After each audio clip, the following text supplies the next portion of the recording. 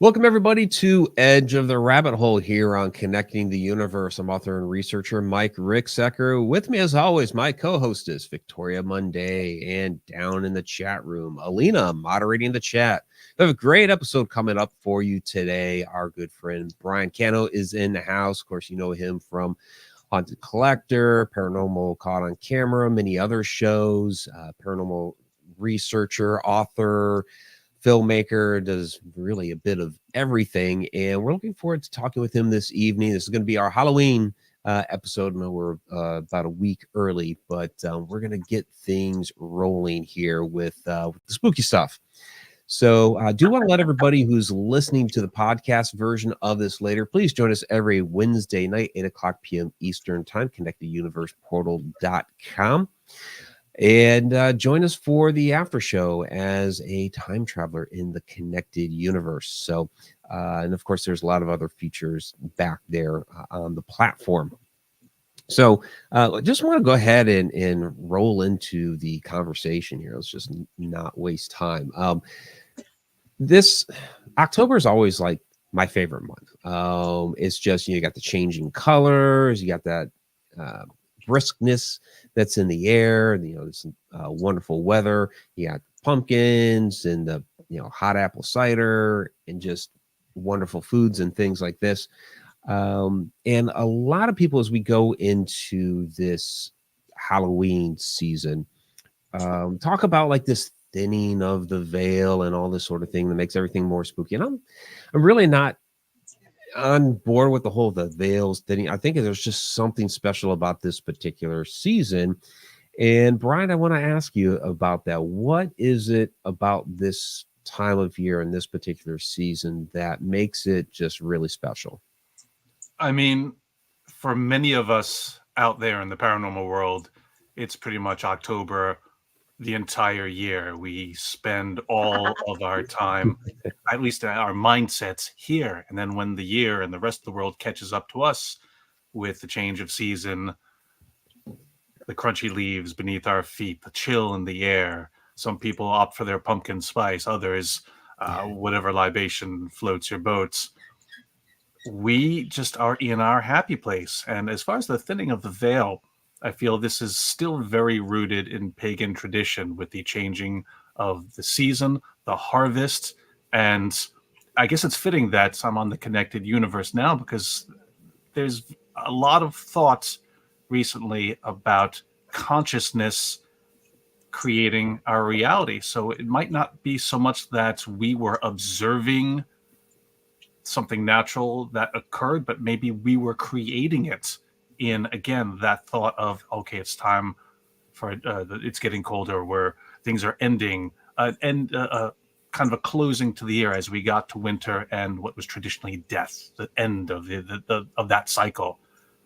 Could our continued thoughts about this be the thing that's actually thinning the veil? And again, I too have never been one for the thinning the veil or the 3 a.m.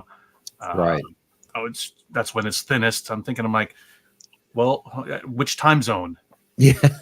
And what about daylight savings time? Does that throw spirits off? This doesn't make sense. Yeah. And, we've been paranormal investigators. We experience, when we go out on an investigation, we've investigated all times of year. We've been at locations all different times of day. And we don't even have to necessarily even be out on an investigation or investigating at the time. We could be experiencing something any time of day. And I always find it interesting that when we go out to do these investigations, it's always like, middle of the night, we're starting at 9, going till 3 a.m., this sort of thing. And you're talking with the docents of, like, maybe it's a historic building or something like this, and their stories are, oh yeah, we were running this tour during the day and so saw something or whatever, and the event happened at like 2:30 p.m. So and I'm sure you've experienced some of the same. We're still getting over the hump of entertainment from the movies and the TV shows. And again, they're great. Watch them, be entertained by them. Don't get your soul education from them. You don't have to wait till the lights are off, the sun goes down. Typically, and you guys know this, we could just be hanging around shooting the shit, and all of a sudden something happens, or oh, we weren't recording, or maybe we are recording and it's just us having a conversation that they want to jump in on. We live on a haunted planet, and where we are, they are. So it stands to reason that the paranormal and its investigation of it is a 24/7 venture. Yeah, I've had it was an EVP from, oh my gosh, it's probably over 10 years ago now. And we were just setting up, but had the audio running. And I got this EVP where you hear this voice saying, we shouldn't talk twice like that. And sure enough, the whole investigation there, we had like no interaction with anything. So it was kind of interesting, just as we're setting up early, and that was the one moment where we actually got a little bit of something. And it's funny to me how it works like that sometimes. But let me ask you this, Brian. What is your definition of a haunting? It's a good question, and I think it's very important to lock down language and to have a common reference, because I've been running into discrepancies different places I go to. Just a couple of weeks ago at Mass Paracon, John Zaffis and I were conducting a panel where we asked the audience certain questions, and we said, okay, what's the difference between a ghost and a spirit? And there was difference of opinions, and some people really dug their heels in. And I thought, oh, this is not a good way. If we're all speaking a different language, Tower of Babel, we're not going to understand. We're not going to be able to continue. But a haunting, in my experience, is something that is displayed in a nature that can't be easily defined through our five senses, or something that is visually apparent. So your shadow forms, your spirit knocks, smells, things that seem out of place. Now, when you investigate and you find, oh, okay, I left something in the refrigerator too long, that's where the nasty smell is coming from. Obviously, not a haunting. Right. But when it seems out of place, then yes, a haunting could occur. And hauntings are all about orders of magnitude. Everything is just energy and vibration. So it could be the land, a building, the person, or an item. It's all the same. It's just what it's settled on, what it's gravitated towards. So something I want to do here, since we're a few minutes into the show now, and usually we do stuff like this toward the end, but I want to get people coming and going here. So you've been running the history of the paranormal events here for a while. You have one coming up here in March, special 3-day showing. Can you tell us a little bit about what you have going on here in Raleigh, North Carolina next year? I'm really happy about this. I'm pleased. This year, 2024, I only showed the exhibit once, but I think we were reevaluating, trying to figure out how to best learn from everything we've done so far. And this is going to be the 6th year that I'm out there doing this. That's a while. I didn't realize you've been doing it for 6 years now. 2020 was when I really hit it hard. Okay.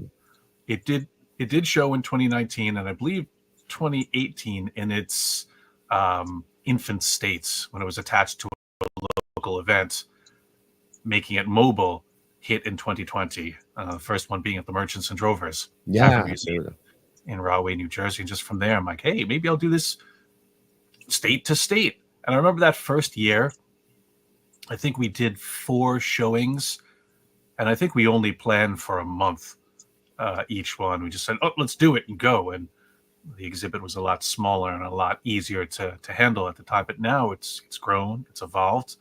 And I think it's fitting for 2025 to be down in Raleigh, North Carolina, because for the Friday portion of it, I'm very excited about this.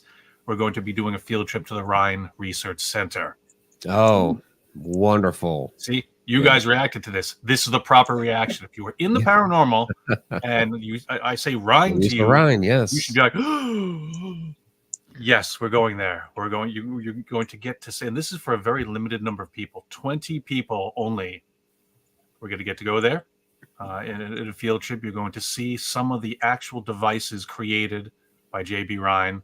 some of the records kept by Louisa Ryan, all the things they used back in the early frontier days of parapsychology. You're going to get to see some of the experiments they're currently working on, because this is not just an archival place.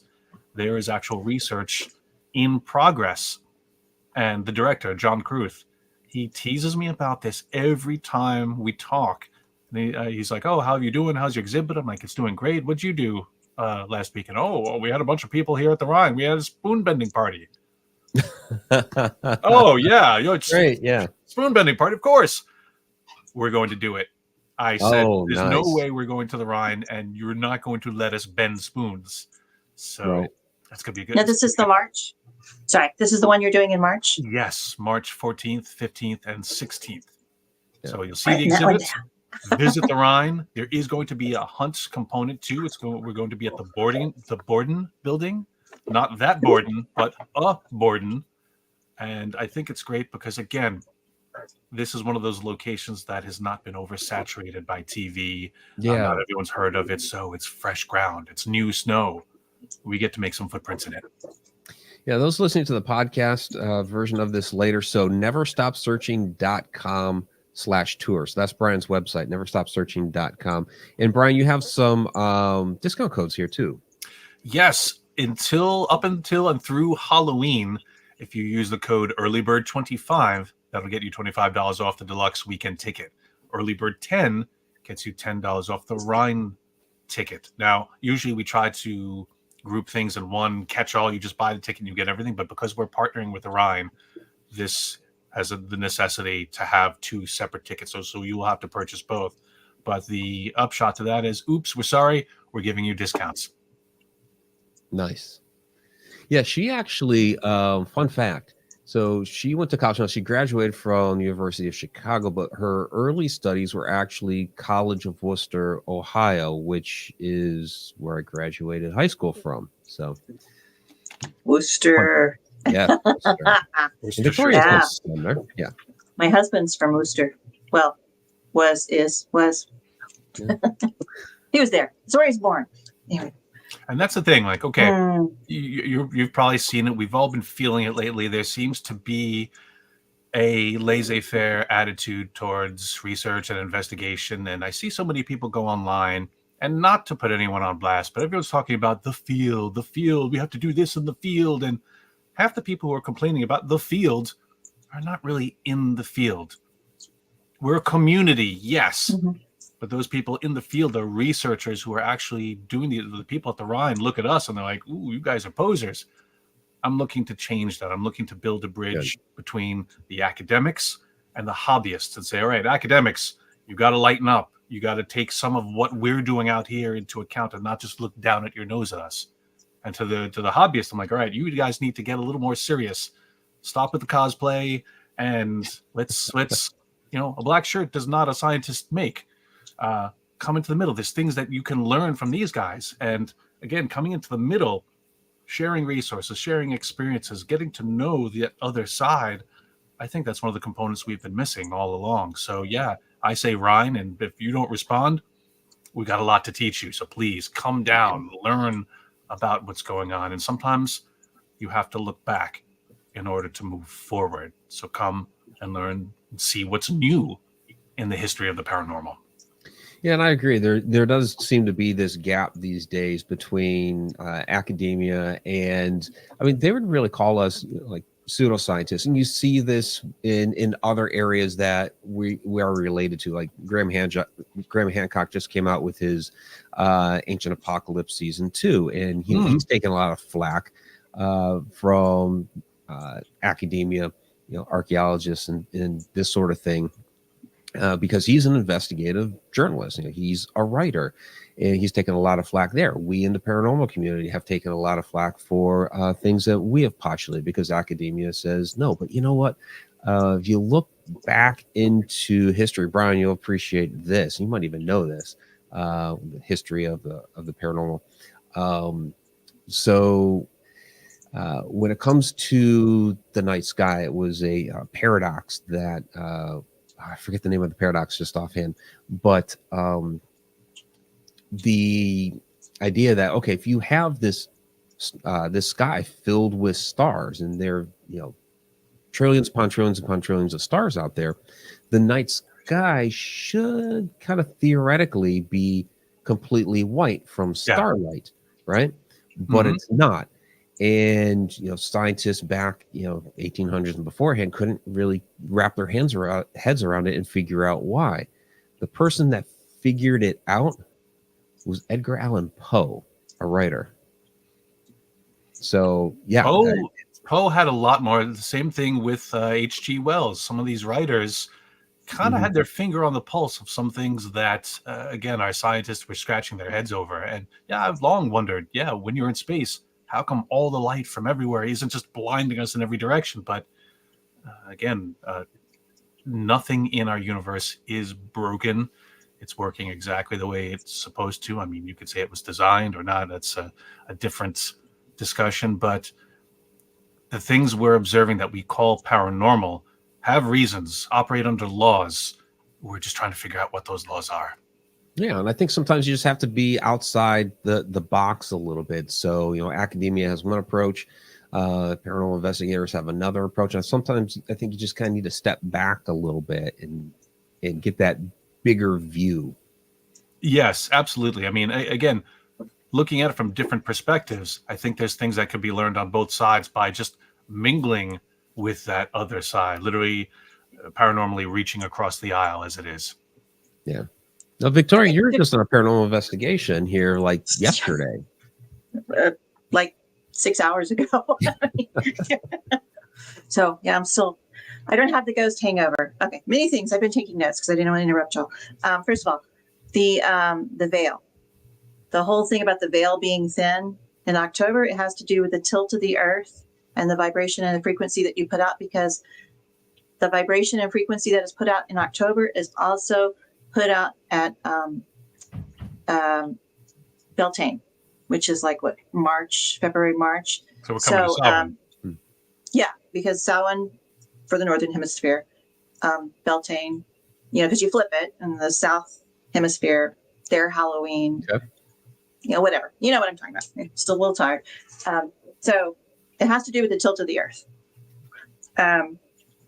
Now, like Mike was saying, I was at an undisclosed location the last day and a half. All my friends took their little digital recharge. Let me charge up. Here's my EMF pump. Here's all my, some thing you roll out. And if something walks over it turns pink and the lights are going back and forth. And I'm sitting over there with my sketch pad, like, okay, well, there's a guy over there and I'm taking notes. And 9 times out of 10, I was getting the information first before they were getting anything on their equipment. Do you find that people are returning to a more organic way of investigating, like, say, perhaps the Victorian period? Because one thing I want to do, because I'm going to win the lottery, we all know I am, I'm going to build a Lilydale of the South. And so I have been looking at really big Victorian haunted houses here in Texas, because I'm moving forward with this idea. What is your take on the organic nature of investigation versus GoPro, digital, this and that? Well, I think it's great. Okay. I mean, it's one of those things where both sides are needed. Back in the spiritualist movement, that's all we had, so that's what we used. I say we like I was there, but You pendulums, You probably were in a past life, yeah. scrying mirrors, all sorts of reading rune stones, all these methods. Way back when we were all living in caves, somehow we found a way to connect with ancestors, to connect with the spirits, to connect with whatever it was we ascribed these phenomena to. And I think individually, when it comes to investigators in the modern day, there's a bell curve of tech. When you start, you have none because you don't know what to get. Then you get your first EMF detector or gadget or gizmo. The bell curve goes up. A lot of people will tech out. You'll crest at the top, or you have all these Pelican cases, and it's taking you 2 hours to load in to an investigation. And they're setting this up. Who's got the batteries? Who forgot to charge this? Do we have cables? Thank God now for wireless. Yeah. Et cetera, et cetera. And you find yourself so embroiled in the setup and the tech and looking down. We see this daily with people constantly on their phones. They never look up. You can't see their eyes because they're not connecting with you because they're busy being teched out. And with spirits, it's the same thing too. I found, I was getting teched out and I was missing what I came to experience. And I find that, again, your body, your five senses, your sixth sense, your seventh sense, which is common sense, which more of us need to use, right, is all you really need. So lately, and by lately I mean the last 5 years or so, I've really gotten into dowsing with a pendulum. Yep. I was There we go. on a couple of weeks ago, Haunted Collector reunion, and Brian, my tech guy, was using a pendulum, and I've gotten to the point where, yes, before it starts moving, I know the answer. Now that could be, and again, I even checked myself. I'm like, ooh, is this now the eidetic effect, an ideomotor effect that I'm thinking it, so I'm making it happen unconsciously? I've stopped second guessing myself that way, and I just roll with it and say, okay, I've gotten to the point where it's hitting here first. This is just a visual tool to demonstrate it to those looking. Let me ask you something, Brian, because you've been investigating a long time. You've been putting yourself in these different situations. You've worked with psychics and things like that. I'm sure you would never call yourself. I know I don't. But do you believe, or do you feel that over these years you've become more and more sensitive, so that, like the situation you're talking about now, with using the pendulum, like, oh, the answers are already in my head? You think you're starting to pick up those sensitivities more? Yes. And as well, in addition to that, the confidence to not second guess, to believe what I'm getting. Because again, it comes down to belief. We all trade in it in our daily lives. We're believing someone who is in the clergy, wears a pointy hat and says, don't do this or you'll go to hell. Or the smart guys in the white lab coats that say, don't do this or you'll get cancer. None of us are doing our own research. We're just trusting in this. So we're taking it on faith that, okay, I choose to believe this because it feels right. On investigations, I started my career as a skeptic. So there was block over block over block over block. Like, I was completely blocked off, but that was of my own doing. I think once I started clearing those things off, and you'll notice confidence is key with anything. When you're doing the EVP session, anything that you're trying to do, you come stammering going, we'd like to talk to you. No, that's not going to get results. Speak clearly, speak confidently, be someone that you'd want to talk to. And I feel my confidence with the pendulum, and again, it's been reluctant, comes with, I think, greater success. But that's part of the pendulum, is you already received the information, and it's just a subtle movement that your body is doing to interpret that information that you already know deep down in your heart, but you're not admitting it yet, So it's just like, oh yeah, because you can be a human pendulum. Because I think Mike and I talked about this once. We did it in the grocery store. Do I want to pick this lettuce? No. Do I want to pick the tomatoes? Yes.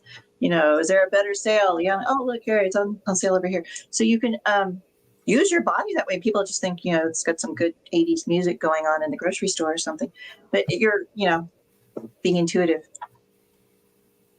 That's it. Yes. Sure, all of that. Especially the 80s music. Yes, I'm down with that. Oh, for sure. Let's crank up the Wang Chung. I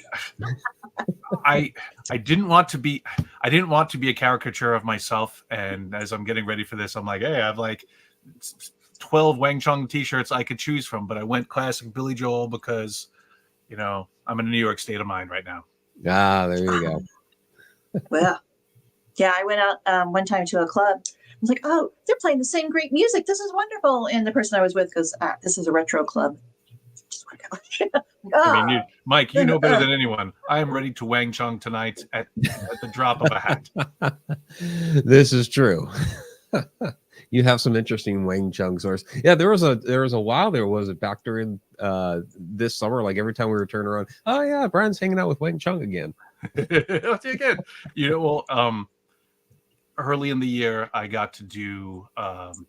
It turns out the lead singer of Wang Chung, Jack Hughes, he's one of his interests is ufology, and I said, "Oh, that's interesting." So we got to talking, have a conversation. I got to interview him about it. He's very knowledgeable about old books and theory, and you can have a solid UFO conversation with him. And even sometimes there's books he mentions, I'm like, oh, gotta write that down, gotta write this later. Speaking of which, there is a book that just came out called Imminent by Luis Elizondo. I think it's the Inside the CIA's Hunt for UAPs. It's a page turner. I got to tell you, this guy talking about his experience in all the 3-letter outfits that our government has, and pretty much the very frank language where he says, okay, there's stuff I can't share, but the stuff I can, yes, we have crashed vehicles. Yes, we have recovered bodies. Yes, like confirmation. Yeah. And again, if it is to be believed, mind-blowing. And he mentions things about like Project Stargates. He mentions things about Skinwalker Ranch, taking all the disparate elements and sewing them together to say, yeah, hey, there's something going on. And we're just at the surface of it now, but we want to tell you more. And that's why he says he left his government agency, because they're not doing it quick enough. Yeah, he left ATIP there, and he does have to walk a fine line. I mean, same here. Being in those areas of the government where you're required to have a top secret clearance, and it's a real fine line of what you can and what you cannot talk about. But it's wonderful now that we're at least. I mean, people have been calling us crazy kooks, crackpots for decades, talking about this stuff, and so it's been wonderful that they're at least saying, yes, there is something out there that we cannot explain.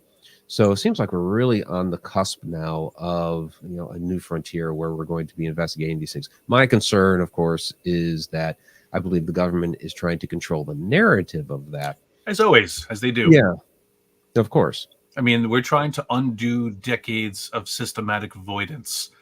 Project Sign, Project Grudge, Project Blue Book, all on the surface there to discover the truth, but in reality to cover up and silence witnesses. This is not that was another one. J. Allen Hynek, kind of like you, started off as a skeptic, but the more that he kept investigating these cases, he's like, "Oh, wait a minute, there's something to all of this." Hynek had to deliver the swamp gas explanation to the Washington Flap, like, "Oh yeah, you were all seeing things because of swamp gas. Yeah, sure, that's it."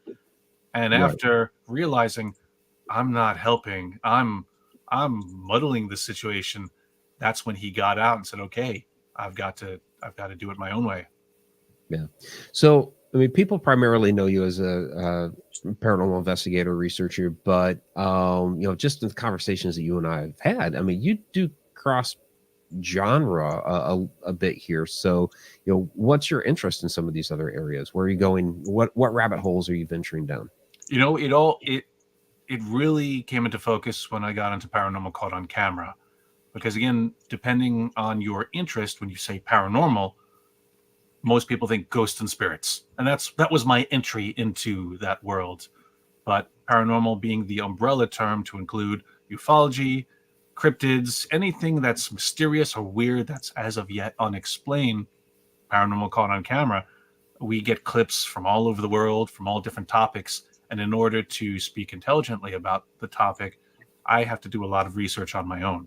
So when I see a clip, I go, all right, let me look into that. First I'm looking to see if I can disprove or explain it. When I can't, I look into some of the research that's currently been done on whatever it is, see if I can't dig up a little some facts or things to deliver on the show to say, hey, I bet the average viewer doesn't know about this or hasn't heard this. And I spend a lot more time than gets airtime, but it's enriched my knowledge just based on the research I've had to do to even speak about these videos. But lately, ufology has been really lighting the fuse for me.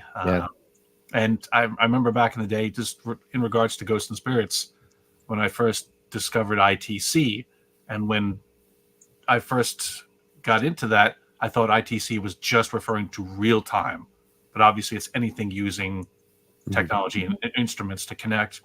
But the real time communication, your Frank Sumption, you're all Spiritcom, something that I discovered called the Time Stream Group. Researchers on the other side trying to help build that bridge to connect with us. The MacyAfterlife.com. I mean, there's all these rabbit holes that I went down where I found things like the bubble within a bubble theory. That, all right, we're almost like the Matrix. We're in this bubble that no matter how far into space we go, no matter how much we explore our world, this world is just that bubble. It's not reality. But that outer bubble is where spirit is, or rather the real existence. And I remember that kind of fried my brain in the beginning, just to try to conceive of the enormity of it. The Matrix has you, Brian. It does. I had to follow the white rabbit, but I had to back off from that. And sometimes it's nice to back off and just be like, all right, let's do an EVP session. Who's here? Just to reboot and then get back into those big picture topics, which again, I keep coming back to, because the little questions of why are you here or who's here with us is not enough. No. If I'm going to get a collect call from the dead, I need some big picture answers. We're doing CE5 in 3 weeks. Okay. So I am so excited. We haven't done it in almost a year. So there's a group of us. We go out. I have a friend who has acreage, and we play the sounds from the crop circles. Of course, we have Dr. Greer's meditation. We do a meditation. It's just amazing the things that show up when I'm not there. When I'm there, nothing happens, It's like, okay, I'm going to try this time, But yeah, I'm really looking for. Come on down. Got to come on. Did you just say Shaman? Did you Michael Jackson me? Shaman? Did you? Brian, I haven't slept in 3 days. Shaman. I just drove across Texas. I'm gonna go the Weird Al version of ham on, and whole wheat. All right. So I've got a couple questions here from the chat. So as our Phantom Seekers, do you think ITC sound is possible? Could you clarify? Because I mean, ITC, it's instrumental transcommunication. Are we talking about? Clarify that, because so much of what we use, obviously, an EVP session, that's ITC. That's just a form of it. But if we're going to talk about real time and spirit boxes or whatever we've got these days, even apps are attempts at ITC. I often wonder, and I remember when I first discovered what Spiritcom was, wow, I was like, oh my God, this is amazing. And then I looked into it and I looked at the probable hoax nature of it, and I was disappointed. But it seems like every time we move on to a new method, we gain a little bit more of the puzzle. So I'm not exactly sure what you mean by ITC sound, but I feel that, again, if everything in this universe is energy and vibration, the fact that we now have apps on our phone that can, just by interpreting the waveform, knows what song you're listening to, I think that's amazing. Voices through running water. Which I have done water-based EVP before, and that is pretty interesting. Well, I've had conversations with Gary Galka about this, where he's like, yeah, I'm washing dishes and I hear voices through the sound. Because again, if it's just sound and it's vibration and they're riding that wave, if you're used to and tuned into it, why not? I mean, there's nothing to say that it wouldn't be ITC because it's not instrumental. It would just be, I don't know. What do you think we would call it, Mike? I've called it water-based EVP. We did some of experiments with that at Mineral Springs Hotel in Alton, Illinois, where we had the fountain, and it's just, you hear the lep, lep, lep, lep, lep, and you stand back a certain, I don't know, we were back maybe 20 feet or whatever, and we were throwing questions out there, and we were actually, getting responses. We could actually hear it audibly with our ears, but it even picked up on our audio recorders. Where are you from? St. Louis. Well, St. Louis is right across the Mississippi River from Alton. Right. How old are you? 33. that sort of stuff. So we just called it water-based EVP. So are you familiar with? I'm sorry. Go ahead, Victoria. Are you familiar with Ron Yacovetti and the work he's doing? I'm aware. I sat in on his session, Spirits Staticom. I haven't keyed into it yet. Like, I sat there and I listened to it. I'm like, my ear's not in tune for this. But then again, we had a very disruptive, noisy person who came in spouting about God and Lucifer and why'd you take my soul? And I said, yeah, I'm not going to get any progress made here. But I think it's important work that he's doing. Yeah. I haven't read the tech manual yet. He has, I think he just put out his 5th book. They're amazing. It's he and Tony Rathman have been working on this. I don't quite understand what they're doing, but it has something to do with radio, and it doesn't have the noise. It is clear. It's crystal clear. Voices just come through in real time. So if you can find anything online. Again, yeah. I've heard people say that. I didn't hear anything clear at all. I heard noise. But then again, was I in the right state to connect? Because again, how we go into things is right. So important. Yeah, you could bring all the equipment in the world. If you're sick, if you're stressed, if you're distracted, yeah, you're not going to connect. So yeah, for me, it's the frequency. Through no fault of them, I think that again they're doing some great work, and that's the whole point. They're doing work that has yet to be peer reviewed in a way to say, hey, I want to see the guts of that thing. But they've been very open about, all right, we're happy to show you, to demonstrate, and yeah, it's we'll see what happens there. I'm eager to see. I'm excited. I'm excited for it because they're both great guys. They're super nice. They're like, oh yeah, and then they'll start talking Pluto. I'm like, okay, was that a butterfly? You know. Well, I mean, if we take what we've been talking about, and especially you mentioned CE5, that whole concept of just getting into a meditative state to be able to connect. Okay, and again, I always approach things with skepticism because I need to prove to myself. I need to not just accept blindly, because the opposite of skepticism is naivete, and I don't wish to be either extreme. Right. I always thought, okay, if there's this craft coming from wherever, far away, they're here on a mission. They've got something to do. They have an objective. And then a bunch of hippies in a field go, we want to talk to you. And they said, oh, stop, turn, go that way. That seems far-fetched. But I think they're already here. They're here, and they're like, oh, okay, well, like somebody opened they're here. Up they're not from far away. They have a mission. Yeah. Hippies in a field. You know, when I have a job to do, you know, I'm not. Mike could call me, and he's like, "Hey, Brian's a good time." No, I'm not good right now. All right, call me later. Yeah, there seems to be a time and a place. But you look back to the '60s, and you look to the Mothman Prophecies era, where Woodrow Derenberger is having telepathic communications with Indrid Cold, and they're like, "Yeah, just Indrid, where are you? I'm nearby. I'll be at your house soon." Oh, great! And then he comes. So that telepathic link.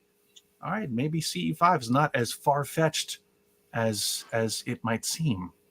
Yeah, I think there's definitely something to it. It's, you know, I think a lot of, you know, when it comes to, you know, interacting with, we could be talking ghosts and spirits. We could be talking interdimensional beings. We could be talking ultra terrestrials. Doesn't have to be extraterrestrials. Yeah, the ones that are, I always find that funny. You know, because you've seen it like the Harvard research paper. Oh yeah, the extraterrestrials living beside us in another dimension. Well, if they're here on Earth in another dimension, that would kind of make them Earthlings, not extraterrestrials. We call them ultra-terrestrials, right? But yeah, I think that idea, because when you're in a meditative state, you are changing that, what you were talking about earlier, Brian, the frequency, resonance, energy, vibration. And so I think it's all coming down to how are we tuning into these things. You know, but if you're in that state, I'm sorry, but if you're in that state, and let's say like somebody opens, you know, or turns on the porch light, and you look over there like, hey, I can connect with them because, you know, they want attention or something, and you just kind of drift on over there. It's not necessarily like, well, okay, hello, Mr. E.T., can you come visit me? It's like, I was told that when you want to attract someone or something, you hold up your torch and you know, promote your truth, and people who are supposed to see it will come and connect with you. Dustin's been doing something interesting at his Spirit Quest events, where he gets people to imagine themselves surrounded in white light, going from the top to enveloping themselves. And he says that since spirits are energy and light, to make it easier for them to see us, if we try to take on that guise, to take on that vibration of, okay, yeah, let's just sit here and we'll meditate and we'll imagine ourselves enveloped. And I thought that was an interesting thing to do. I give him credit for bringing that thinking back into our very tech-based investigations. I got a question here from Tom. Hit me, Tom. Yeah, Tom McNicholas. How do you feel about YouTube influencers affecting the paranormal? My thought is that just like TV, there will be sensationalism. There will be faces like for clicks. It's very easy for us to go. It's very easy for us to be grumpy. But I think if it gets people to tune in, yes, there will be those who find the sensationalism, and that's all they'll ever get. But there's could be a percentage of the people who like, okay, but I want to learn more, and they'll come to the Connected Universe. They'll come to my History of the Paranormal. It gets them in the building. Do I think it's science? No. Do I think it's factual? No. Is it entertainment? To those who find it entertaining, yeah, more power to them. They're doing something. I can't fault them for that, especially since me and my guys, we were doing this before there was a YouTube. So yeah, running around cable access, it was called back in the day. Right. And yeah, what we did wasn't science. We're just running around in abandoned buildings with baby powder and toy cars. So you know what? These guys have to start somewhere, but they are in a time where they have so much access to so many different things. Right. You know what? It's a sandbox that they're playing in, so they'll figure it out. Well, Brian, and you and I have both been a part of paranormal television, and you take from it what you will. I think one of the most important things that have come out of it, I mean, not just our investigations and that sort of thing, but I think it's, and correct me if I'm wrong, I think it's really opened the door for people to come forward and tell their stories. Because before it was like so taboo. If you mentioned, I saw ghosts, I heard voices, or whatever it was, that you were going to get laughed at. You'd get ostracized from the community. If it was way back in the day, you might find yourself in the psychiatric hospital, that sort of thing. But once the paranormal shows really started to kind of take flight, you had so many more people coming forward and sharing their stories. So, a lot of people ask me, you don't think there's more paranormal activity going on these days? I'm like, I really think it's just people are more comfortable now in sharing because it's not so taboo as it had been. What do you think? Absolutely. Absolutely. I mean, it's nail on the head there, because again, we've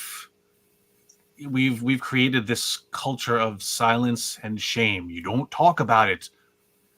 Back in the day, what we do was the occult, and you'd meet in basements of libraries, and you wouldn't advertise it. Now we're rock stars. I mean, you're on a plane every other day, flying here, there, and everywhere, talking about this topic. Whereas just a few decades ago, outside of maybe Hans Holzer, Edgar Casey, the Warrens, people didn't really say, hey, this is what I do. I'm here. Feel free to ask me questions. No, they did it on the down low. And the TV shows did kick that door open. I mean, there were always TV shows in search of. Lots of great examples. But not until Ghost Hunters, I have to give it up to them, 2004, it became a 24/7 vocation that, all right, you can talk about this. You can do this. And sure, you don't have to be a PhD. You don't have to be a scientist. You could be a plumber. But you can do this because guess what? It's part of the human experience. Yeah. And like you said, people just want to share their stories. And I cannot count on all of our hands combined how many people come to events. And, Victoria, and as you can attest to, the paranormal is probably 75% women. The men who are involved kind of sit there like this and I don't believe in any of this stuff. She wanted to come. I drove her. But they will come up to me after and they're like, I don't believe in any of this stuff, but I got this picture. Hold on a second. Let me find it. I'm going to tell you. And then a 45-minute story ensues about how they saw an angel. So, it's part of who we are. We're just now getting to discover that, what links us is greater than what separates us. We all are having these common experiences. We're just now trying to I mentioned Tower of Babel before. We're trying to de-babble these experiences so that we're like, yeah, hey, angels, demons, jinn, grays, maybe they're all kind of the same. Maybe there's some commonality between all of this. Yep. Mm-hmm. So, yeah. Question here from.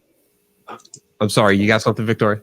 Oh no, I was going to say it was mainly men at my table. I don't know about you guys, but yeah. Yeah. Well, I've found mostly, but like Brian said, I will get the woman will come by, and then the husband will be like, "Oh, I've got this one little thing, or I had a question because my wife showed me your book, or whatever," and then boom. Yeah. But yeah, you talk to them, and then before your conversation's over, they believe if you apply logic and reason. And don't act like a weird person, I mean, they can convert them. Yeah. Anyway, sorry. Go ahead. Line 2. No. Question here from Michelle Brandenburg. Hey, Michelle. She says, sometimes when spirits communicate with me psychically, it sounds as if through a megaphone, and other times clearly if speaking human to human. Is this due to frequency differences?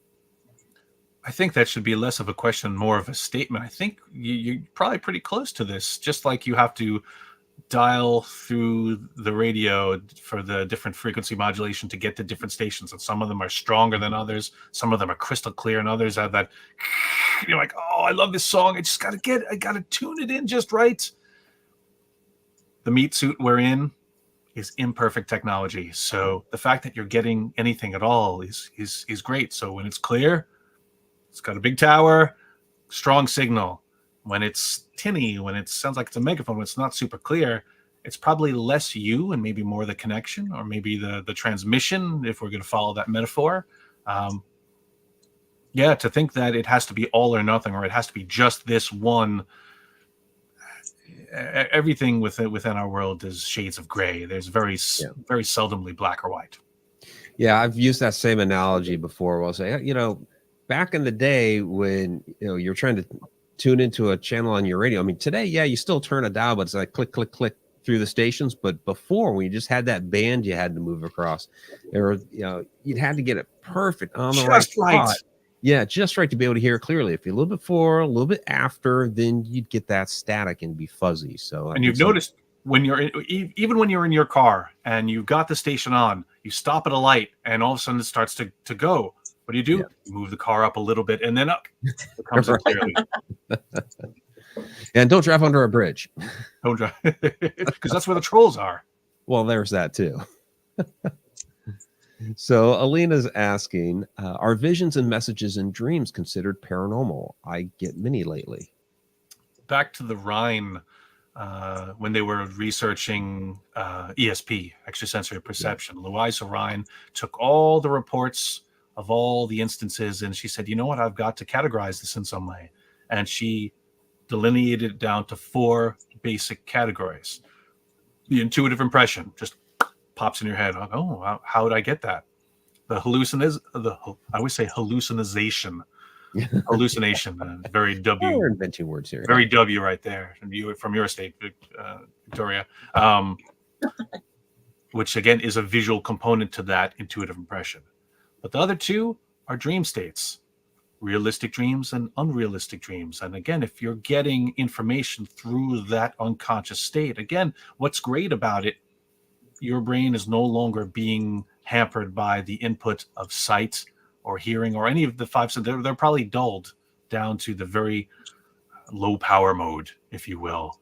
And that 6th sense that you're open to much more, almost a Gansfeld whole field effect when you're sleeping, to the point where, yes, they did experimentation on this in Maimonides, where they did a sleep study, and they said, okay, we're going to put diodes on people's heads, and we're going to monitor their REM sleep activity. We're going to see when they're dreaming, and then we're going to wake them up, and we're going to see if our sender, if they were able to receive the information that we were trying to send them. And they're like, okay, you were just dreaming. What were we dreaming of? Okay, all right, come on, we got that. Okay, go back to sleep.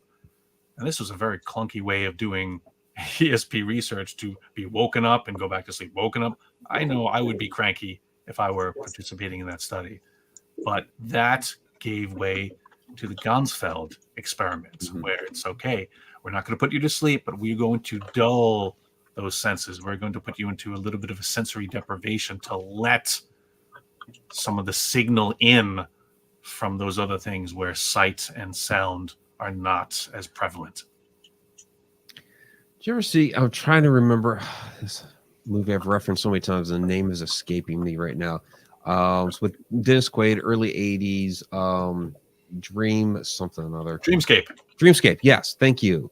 What do you think about that type of idea of like actually jumping into somebody else's dreams? It was like having to tune into the frequency of that person's mind to be able to access their dream, like Inception. Yeah, kind of. Yeah, it was kind of like that. It would not surprise me if Christopher Nolan was inspired by Dreamscape for that. I think Inception was a brilliant movie.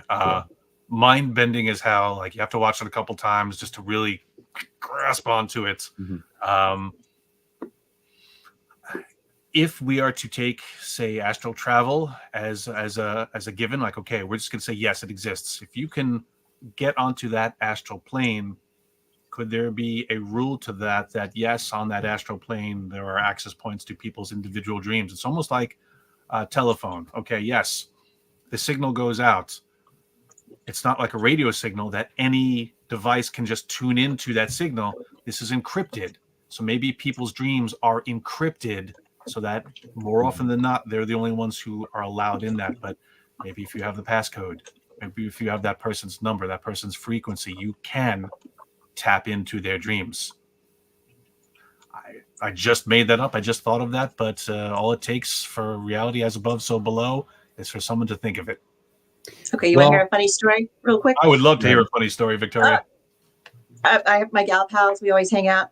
And I told one, wouldn't it be funny if we, did the astral travel thing and we went into so-and-so's dream? And so I did it every night for 7 days in a row. I saw the person like a week or so later. She's like, you were in my dream the other night. Like, what did I do? She's like, I don't know. You didn't do anything. I'm like, okay. So you can do it. You have to set the intention as you go off. When you get into that theta wave, I'm going to go into Tom Cruise's dreams tonight. And he's going to go, who the hell is Victoria? I want to buy her coloring. Going to Tom Cruise's dream and he's not doing this. He's always running. He has his hand straight up. He does the robot. I have studied this. It's but you could do it when I used to do this with my patrons. I would encourage them. I'd say, okay, guys, for this month, we're going to do an experiment. When I go to sleep, I'm going to envision a place. I'm going to craft a place in my dream. I'm not going to tell you what it is, where it is, what it looks like. I want you to meet me there. I want you to find me there. Find me on that astral plane. Find me in my dream. And then tell me what you see, what you describe, what's around, what are the details. Almost like my mind palace. I'm going to construct it with a welcome mat, an open sign. Say, yeah, come on in, and we'll see what happens. Oh, you got to be careful with that. Come in if you have perfect love and perfect trust. Don't let anybody in. I would think you'd want to do it with somebody that you trust rather than just like, hey, everybody come on in. It's a party in my in my mind. Yeah, well, that's why you go. Again, that's why you don't have a party at your house. You go to a hotel and you trash the hotel room, which is why I went and built something on my astral plane. Okay, Brian. So I know we talked a little bit about it earlier, Brian, but Charlotte is asking, what do you think about apps on our phones to communicate, such as Spirit Talker? I'm not familiar with that particular one, but I know apps in general have a lot of skepticism around them. But at the other end, people who come to my events are constantly like, oh, I got this app. And there's more and more coming every day. There are some that I do use, and I think an app is no more out there than any of the other devices we use. Again, it's ITC. Let the buyer beware. We don't know what's programmed into it. Are the mics hot? Is it using the geolocation? Put your phone into airplane mode. And again, I always use passwords before you even turn on the app. Establish a password. I usually make it 1 word, 2 syllables. So all right, tonight the password is purple. Any spirits can hear me. If you can say the password, that'll establish that A, you can hear me, and B, you can interface with my device. And I do it before you turn on the app so that, again, it can't be listening if the mic is hot. It cuts through the cognitive dissonance. It cuts through bias. Again, yeah, you turn on an app and you want to hear something, you'll hear whatever it is you're hoping to hear, most likely. But if you want to do serious research with it, you have to have very strict guidelines. Yeah, I've always appreciated your password method because, like when we've done investigations before together, and I've appreciated that methodology because you know me as a programmer, that being my background. Yeah, I have always been skeptical of the apps because I know how it could be programmed to really just fool and really just be like an entertainment piece or something like that. But your password method, and you use some apps that you trust. I think is a really, really good method to make sure that yes, this is something that we're communicating with. I think if you're using an app and it works every time, you're probably it's just entertainment or you're not using it correctly. Because again, we're the storytellers. You give me 5 words, I will make those words make sense to where we are because that's just what we do. We try to make order out of chaos, and like I use necrophonic. Yeah. And again, using the password, I've gotten some interesting results with it. That company made a new one called Necrometer. So instead of just sound like the other one has, this one actual words and phrases pop up on the screen. And some of them seem very deliberate, like, oh, yeah, of course they're going to program that into it. But I still use the password. And just recently, I was at the Western Block in New York, in Western New York. And this scared solo mission is going to drop next week on YouTube. Patrons of mine in the researcher tier can see it now. I'm in a room filled with just records and documents strewn like a tornado hit it. There's just papers and time cards everywhere. Turn on the necrometer, and I'm just kind of fumbling. I'm like I'm not sure what to say. And it goes, speak. I'm like, oh, okay, all right. Okay, I'm sorry. I didn't know what to say. Well, and before I could say anything else, it goes, documents. Okay, yeah, there's documents literally everywhere. And a lot of the things that it was saying seemed so coincidental to where I was. But then again, is it me just connecting those dots? Yeah. I couldn't be sure. But sometimes, yeah, you do things that you amaze even yourself. We'll take this one more question here from the chat room, and the other questions will, for those that are members of the Connected Universe portal, we'll get to those. Fine.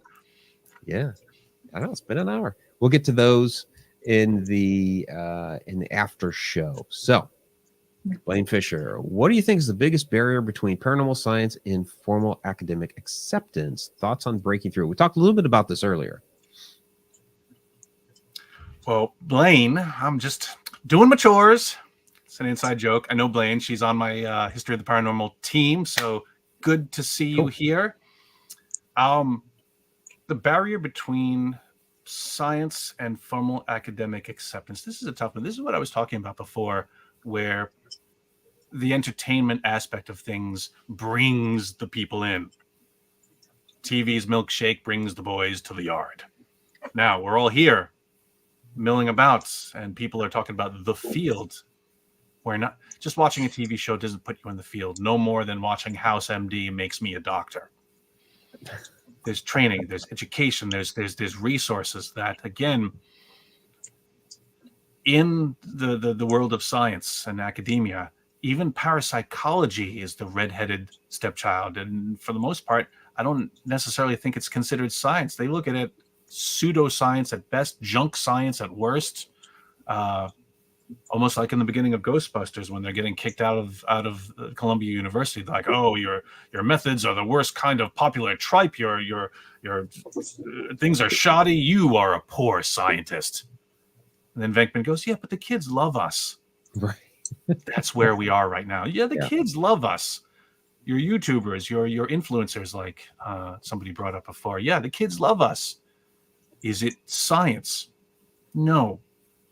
to do things properly, we have to adhere to the scientific method. We have to have things peer reviewed. We have to go back to the drawing board, refine, and then try it again, even to get from hypothesis to theory, and then still a lot more to law. We have no laws, zero laws. We don't have anything locked down to any numerical values yet. So I think formal academic acceptance would come when the people who claim to be in the field start acting like it. And even me, I haven't written a single paper about my theories. They're looking at me and they're like, why haven't you written a paper? And honestly, I'm intimidated a little by that. And I can imagine others would be completely intimidated. It's just safer to run around in the dark with a K2 and a black t-shirt and just say, yeah, we're investigating. Great. There's room for all of us. Yeah. Just know what it is you're looking to do. You're looking to have some fun, or you're looking to affect change. And that's why I call myself a researcher, because I want to be a part of that change. I want to be a part of 30 years down the line. You pick a book off the shelf and you flip and you go, oh, the Cano efficient says that at this many milligauss per square foot, that indicates a haunting within a location. We don't have those numbers. Right. Yet. All right, one more time. Yet. Yeah, there we go. Yes. One more time. Neverstopsearching.com is your website, and this is your History of the Paranormal event coming in Raleigh, North Carolina, March 14th to 16th, 2025. And your discount codes here: early bird $25 off deluxe ticket, early bird $10 off Rhine field trip, both good until October 31st, till Halloween. So, all right. So it's a trick or treat, but it's a treat. No trick, all treat. All treat, all the time. All right. All the time. All right. So we're going to wrap this up here on the public side. Those that are members of the Connected Universe portal, we're going to flip over to the portal side. For those that are not yet members, please join us, connecteduniverseportal.com. Every Wednesday night at 8:00 p.m. Eastern Time. Become part of the after show and all the other wonderful features that are back there within the secret library of the Connected Universe. Brian's going to be hanging out with us for a little bit in the after show. So for everybody else, until next time, live long and time prosper. really exists. Nothing unreal exists.